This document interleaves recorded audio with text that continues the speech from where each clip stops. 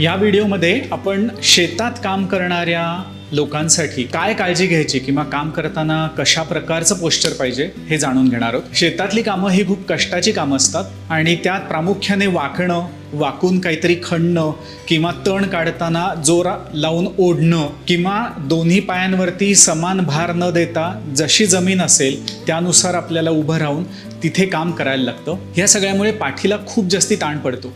So जेव्हा आपण वाकून काम करत असतो तर तेव्हा वाकताना कमरेला थोडासा आर्च किंवा पाठीला थोडासा कर्व यायला पाहिजे।